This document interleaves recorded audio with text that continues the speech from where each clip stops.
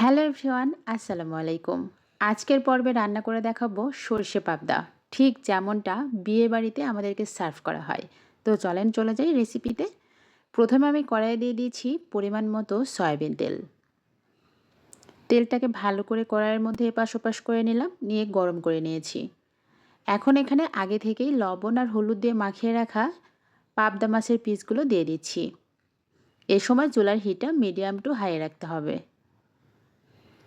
আর যেহেতু পাবদা মাছগুলো খুবই নরম হয়, তাই খুব সাবধানতার সাথে মাছগুলোকে ভেজে নিতে হবে। মাছগুলোকে একদম কড়া করে ভাজা যাবে না। মোটামুটি মাছের কালারটা একটু গোল্ডেন ব্রাউন হলেই মাছগুলোকে ভেজে উঠিয়ে নিতে হবে। সবগুলো মাছের টুকরা আমি ভালো করে ভেজে উঠিয়ে নিলাম। ওই তেলের মধ্যেই এখন দিয়ে দিচ্ছি এখানে হাফ চামচেরও কম কালো জিরে ফোড়ন।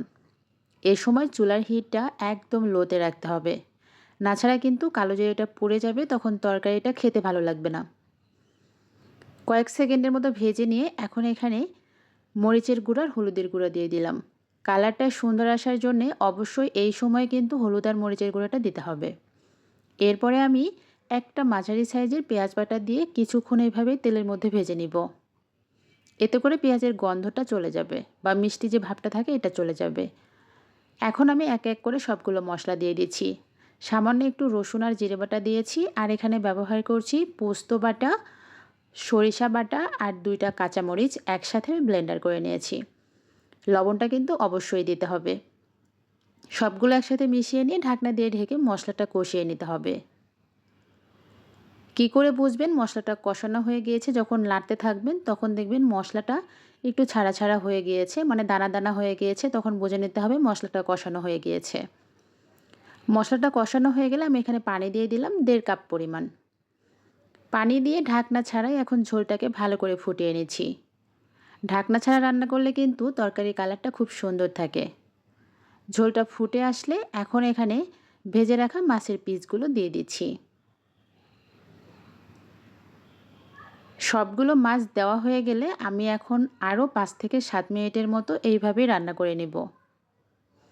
আর যেহেতু মাছগুলো খুবই ডেডিকেটেড, এজন্য আর আমি খুন্তি দিয়ে নাড়াচাড়া করলাম না।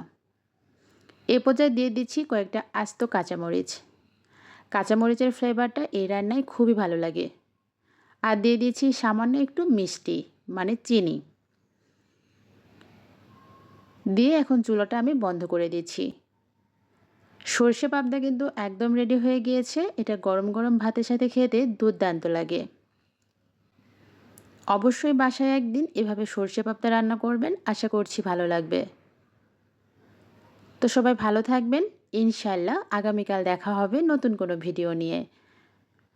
আমার ভিডিওটি যদি ভালো লেগে থাকে প্লিজ একটা লাইক আর কমেন্টস করে জানাবেন, কারণ আপনাদের লাইক আর কমেন্টস আমাকে অনেক বেশি উৎসাহ দেয়। Thanks for watching. আল্লাহ হাফেজ।